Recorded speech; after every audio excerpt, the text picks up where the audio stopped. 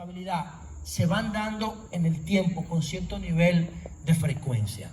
Ahora mismo el mundo tiene 32 años en paz, porque la última guerra mundial se terminó el 10 de noviembre de 1989. O sea, en el 90. Del 90 al 2022 son 32 años. En esos 32 años de paz, la humanidad ha avanzado más que en todo el resto de la humanidad en 32 años. Para que ustedes vean cómo la paz empodera a la responsabilidad y empodera al ser humano. O sea, lo que nosotros hemos logrado en los últimos 32 años. Por ejemplo, yo tengo una crítica a la Feria del Libro. Yo sé que ustedes, esto es una tertulia cultural y me gusta y todo eso. Y estaba hablando antes de iniciar que me gustaría hacer un conversatorio cultural. ¿Por qué yo critico la Feria del Libro? Porque todos los libros de la feria yo los tengo aquí. Entonces, ¿a qué voy a la feria? Todos los libros, ¿eh? No puede haber un libro en la Feria del Libro que yo no pueda tener aquí. Entonces, la Feria del Libro entera yo la tengo en mi bolsillo, pero la tengo 1.000.000 de veces más. Porque si ahí había 100.000 libros, aquí yo puedo tener 1.000.000 de libros. Entonces, eso es lo que ocurre. Eso es lo que ocurre cuando nosotros tenemos amplio ciclo de estabilidad. Entonces, esa estabilidad nosotros tenemos que cuidarla. Cuando yo vi la confrontación de Rusia con Ucrania, me dio miedo, porque cuando estábamos en guerra, nosotros no podíamos tener acceso a la internet. La internet era una herramienta de guerra del Departamento de Estado. No se creó para nosotros, se creó para pelear, para conectar centros de investigación con bases militares. Entonces, una vez que terminó la guerra, ¿qué hizo la economía? Se cogió la internet y creó la web y nos empoderó a todos. Y hoy todos tenemos un teléfono conectado en las manos. Y por eso para nosotros los ciclos de paz son tan interesantes. Aunque reconocemos que si no hubiese sido por la guerra, el internet no se inventa. Y la mayoría de las cosas que nosotros disfrutamos hoy se crearon para la guerra. Y luego, cuando termina la guerra, se ponen a disposición de la sociedad. Esos son los conceptos básicos de liderazgo responsable. Luego hay un montón de cosas porque se lo aplicamos ya con un método que tiene 5 herramientas. Información, tecnología, transparencia, eficiencia y autoridad. Buscamos todos los métodos de investigación científica y los resumimos en esas 5 herramientas. Y con esas 5 herramientas y los fundamentos, nosotros podemos abordar cualquier tema. ¿Qué significa eso? Que ustedes me pueden plantear cualquier tema social, y si yo lo monto en esos fundamentos, yo le tengo que poder dar una respuesta.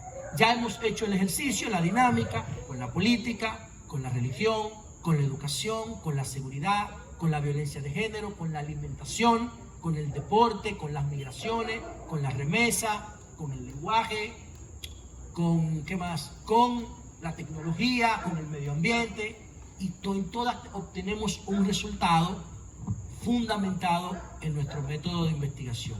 Eso es básicamente la propuesta nuestra. No es una propuesta para desplazar a la clase política, esto es una siembra para el futuro. Yo no tengo ninguna aspiración de que mi país mañana se gestione en función de lo que dice el liderazgo responsable. Sí tengo ahora una oportunidad porque el gobierno autorizó que hiciéramos un modelo piloto de seguridad en un distrito municipal que se llama San Luis, de la provincia de Santo Domingo, y si funciona nuestra filosofía de trabajo ahí, pudiéramos extender la escala nacional en materia de seguridad. Y ese es un escenario de laboratorio para poner nuestra ideología a prueba. Y eso es básicamente el liderazgo responsable. Es como una carta de presentación para que el conversatorio ya ustedes sepan en torno a qué va a girar.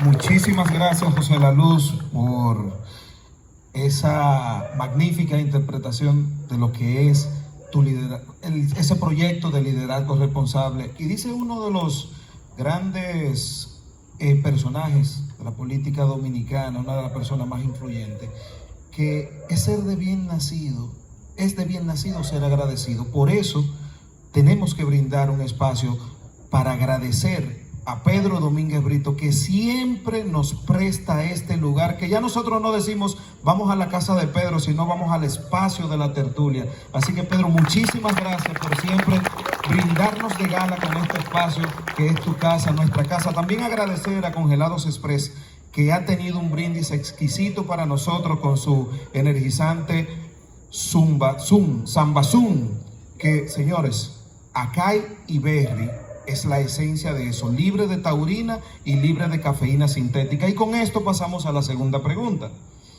Dice la segunda pregunta de la noche: en materia de feminicidios, violencia hombre contra la mujer y mujer contra hombre, ¿qué es el botón de pánico, causas y por qué de la violencia de género y posibles soluciones? Bueno, esa es una aplicación de liderazgo responsable. Eso es una aplicación que está dentro de nuestro proyecto de seguridad perimetral. Botón de pánico esto es increíble lo que hemos logrado, porque con el concepto de mujer pasa lo mismo que en el concepto de la humanidad y de liderazgo. O sea, alguna mujer de aquí que no sea Niurka, porque ella me ha escuchado mucho hablando de eso, ¿sabe lo que significa la palabra mujer? La palabra mujer, ¿qué significa? Bueno, la palabra mujer significa blandita. Es una construcción machista. Mulieri viene del latín. Si lo buscan ahí en Google, pongan etimología o concepto mujer y le va a salir mulieri. Mulier, de molusco, de blandito. ¿Y qué sucede? Que nosotros revisamos por qué la mujer, si bien es cierto que algunos países le garantizan derecho, en la práctica no lo pueden ejercer. Y entonces tratamos de relacionar eso con el tema de la violencia contra la mujer o de la violencia intrafamiliar. Y llegamos a la conclusión de que hay 3 aspectos que son las causas fundamentales de la violencia contra la mujer. Agárrense lo que les voy a decir ahora. ¿Ustedes saben cuáles son los 3 aspectos que determinan la violencia contra la mujer? La seguridad, la religión y la economía. Lo mismo, el liderazgo responsable. Los mismos fundamentos que nosotros presentamos de liderazgo responsable. Ustedes me van a decir, tú estás loco. Bueno, la seguridad, ¿cómo se expresa en la discriminación contra la mujer? Bueno, en biología hay un concepto que se llama dimorfismo. El dimorfismo, que no se da solamente en los humanos, también se da en los animales. Por ejemplo, si usted toma vamos a poner cualquier elemento, el pavo, ustedes ven la configuración física de un pavo real, ven su cola súper atractiva para la hembra, y ustedes ven la hembra y es mucho más pequeña. Ustedes se ponen a ver las abejas, en las abejas hay un trimorfismo. El trimorfismo es la abeja reina, la abeja obrera y el zángano. En la familia de la abeja, la hembra tiene el liderazgo, tanto en la producción como en el liderazgo. Y el macho nada más sirve para reproducir. Así se dio el dimorfismo. La hiena manchada es la líder, es más grande que el macho. ¿Qué pasa donde lo físico, donde uno de la pareja es más grande, domina al más pequeño? Porque no hay norma, son las normas de la naturaleza. Entonces, en los seres humanos, los hombres, por la testosterona, somos más fuertes físicamente, y las mujeres, por los estrógenos, son más débiles. Eso no significa que sean débiles en términos intelectuales o en términos integrales. No, el cerebro de la mujer tiene capacidades que el nuestro no tiene. El nuestro tiene capacidades orientadas al control del territorio, al enfrentamiento, a la caza, a la estrategia, porque eso es lo que coordina con su físico. Las testosteronas le asignan funciones específicas al macho.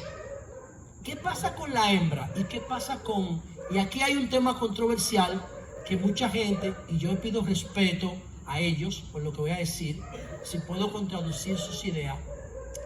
En principio, no había mucha diferencia entre hembra y macho.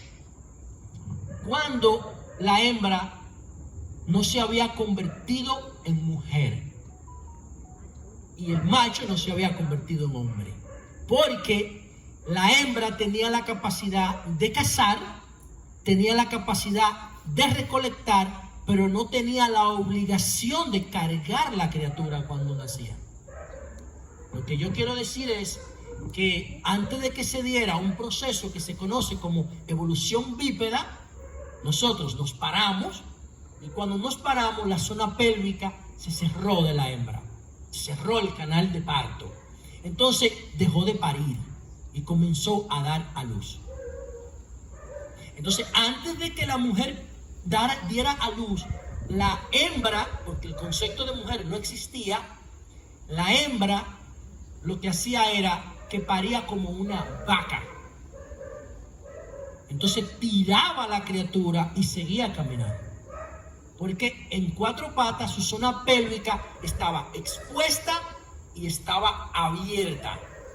Entonces ella paría la criatura completa, con su cerebro desarrollado, como hacen los monos ahora, o como hace una vaca. Tú ves una vaca que da luz, o que pare, perdón, y a los 5 minutos el becerro está de pie y está buscando la ubre de la vaca para amamantarse solo, porque ya su cerebro está completo. El cerebro humano no. El cerebro humano se completa a los 18 meses, en la primera etapa, pero sigue evolucionando hasta los 7 años. Y legalmente un humano es autónomo a los 18 en nuestro país, en Estados Unidos a los 21. ¿Qué significa? Que lo tenemos que cuidar hasta los 18. ¿Quién lo cuida? La madre. Entonces, en ese proceso de cuidar la criatura, la madre se vuelve dependiente del macho. Y ahí empieza la cultura de la dominación, que es reafirmada por la religión y es reafirmada por la economía. ¿Por qué? Porque cuando se produce la escasez, el macho es el que siembra, porque la mujer está cuidando a la criatura. Si no la cuida, se la comen las hormigas. Porque acuérdense que estamos hablando de hace 100.000 años.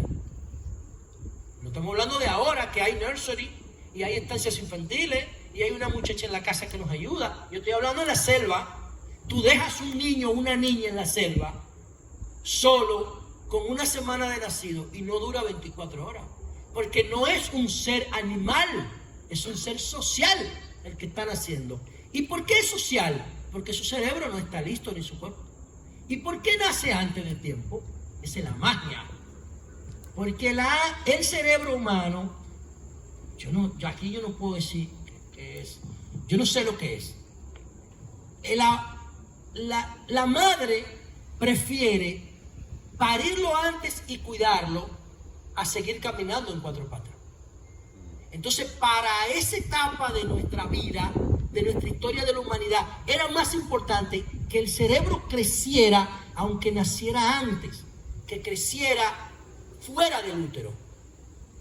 Entonces, ¿por qué? Porque ese cerebro creciendo era lo que te daba habilidad, inteligencia, control del entorno. Entonces, ese niño no nace con autonomía, nace discapacitado. Y la madre lo tiene que cuidar. Contrario al becerro, que nace con todas sus capacidades y a los 2 o 3 meses se puede cuidar solo.